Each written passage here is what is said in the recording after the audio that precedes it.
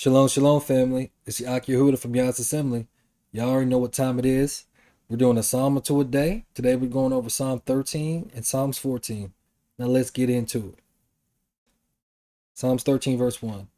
How long wilt thou forget me, O Yahuwah? Forever? How long wilt thou hide thy face from me? Because we all know that we go through these trials and tribulations, circumstances, and we feel like there's no way out. We feel like we have no help. We feel like no one's listening. Nobody knows what's really going on. But when we get in these situations, we still can't lean into our own understanding. And David is actually going to show us the way, our way out. How long shall I take counsel in my soul, having sorrow in my heart daily? How long shall mine enemies be exalted over me? So David's like, how long do I got to come up with my own escape plans? Trying to avoid all the swords and arrows of my enemy. Like every day they trying to kill me. I have no peace. So he's trying to provoke the Most High to fight for him, to war for him, and to defend him. Consider and hear me, O Yahuwah my Elohim. Lighten mine eyes, lest I sleep the sleep of death. So David's letting the Most High know, like, hey, you need to act. I know you're up there. I know I know you know everything that's going on. If you don't help me, I'm gonna be in Sheol. So who's gonna praise your name? Hmm? I'm in covenant with you, Father. Help me, is what he was trying to say. Lest mine enemies say, I have prevailed against him, and those that trouble me rejoice when I am moved. Because that's what they're gonna do. They're gonna be boastful and saying, yeah, I did it, and there was no Elohim or God that could have saved them from my hand. And we know that the Most High, he's a very, very jealous Elohim. And he fights for the righteous. He loves those that love him and keep his commandments to 1,000 generations. Selah. But I have trusted in thy mercy. My heart shall rejoice in thy salvation. No matter what David's going through, it don't matter the mountain that's in front of him. He knows that who's behind him created the mountain, and that mountains melt in the presence of the Most High. David knows that even the heavens of the heavens can't contain the Most High. And David, no matter what David is going through and he sees, even though he feels like the Most High is not listening to him, he still is sending up that tekina, the tekana, that prayer for favor. He's asking, and he's letting the Most High know that he trusts in his mercy and his mind, because David has a sound mind. He knows that the marpeh of the mind, it's your healing, it's your remedy, it's your way out. And David's like, I'm sick of sorrows, so I need that. Give me that jab. That's the jab I'll take. The jab of your mercy, the jab of your salvation. Praise Yahuwah for that. I will sing unto Yahuwah, because he have dealt bountifully with me. No matter what David is going through, he's still making sure that he has a merry or glad heart. I know these situations seem bad. I know they seem like there's no way out. But if you have the faith of a mustard seed, you can move mountains. You got to ask so you can receive. You got to seek so you shall find it. You got to knock so the Most High will open that door for you. He put before you an open door, but you're too scared to use your words to get deliverance, because you're comfortable, comfortable in your sins, comfortable in your past, comfortable in generational curses. You're comfortable in, oh, well, this is how things have always been my whole life. No matter what, it's always like this. The Most High is greater than any of that. He can end all that with a thought, with the breath of his nostrils. Give him the faith that he's due so he can be your deliverer. I will sing unto Yahuwah, because he have dealt bountifully with me. David knew and had the keys to the kingdom. It's time that we start going back and restudying the mercies of David. Okay, so that was a short one. So let's go to 14. Praise you, Lord, for that. Okay, Psalms 14. The fool have said in his heart, there is no Elohim. They are corrupt. They have done abominable works. There is none that doeth good.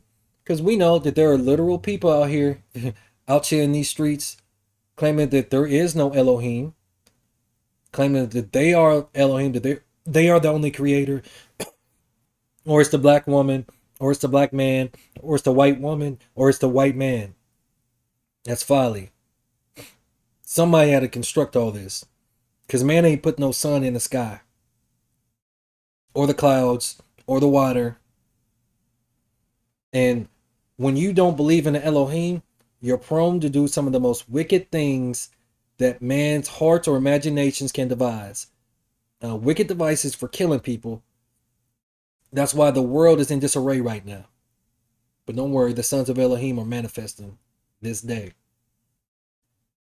Yahuwah looked down from heaven upon the children of men to see if there were any that did understand and seek Elohim. Now that word understand, if you look at the definition, it's going to tell you circumspectly. That's what Moshe was talking about in the Old. And then that's what Shaul or Paul was talking about in the renewed or the new. The most minute details. The Most High was looking for those that were meditating in the scriptures day and night and diligently seeking him with their whole heart. And there was none. They are all gone aside. They are altogether become filthy. There is none that doeth good. No, not one. Because they don't believe in Elohim. So if you don't believe in Elohim, you don't believe that there's going to be what? Consequences to your actions, whether here in this physical plane of existence or in the next life, in the next plane, the Ruach, or the spiritual plane. Have all the workers of iniquity no knowledge? Who eat up my people as they eat bread, and call not upon Yahuwah? Because they've been puffed up. You know, they want to exalt themselves in the sides of the north to be like the Most High. They have no filter. They have no conscience. They have no sound mind. They have no sound doctrine. They don't know the things that are pleasing to the Most High.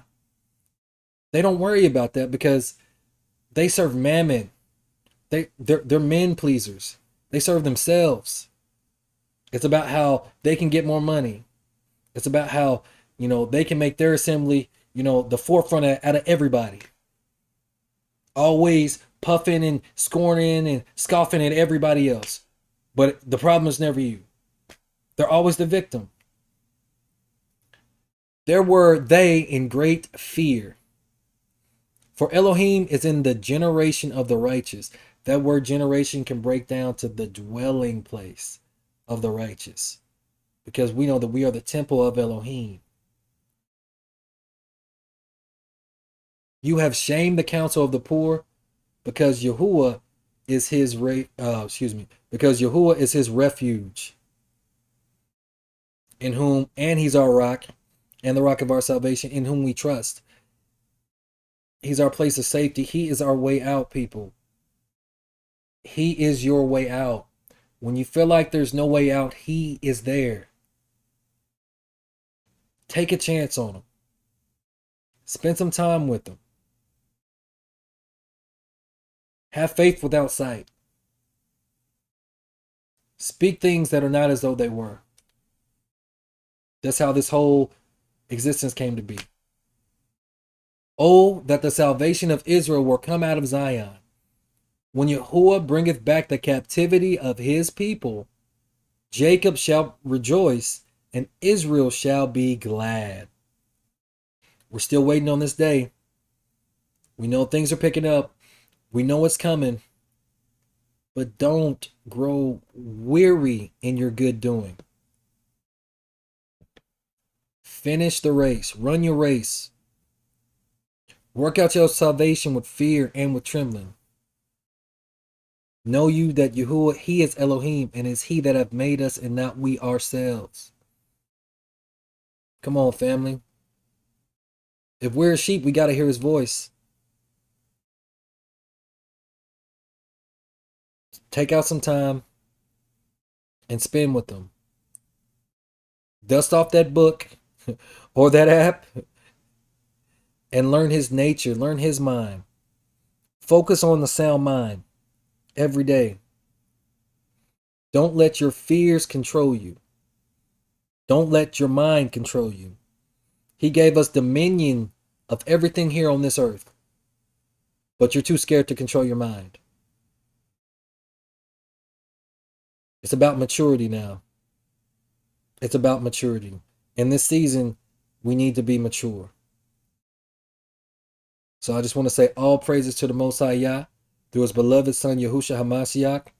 Peace and blessings to the 12 tribes that are scattered abroad and the strangers that cleave to the covenant.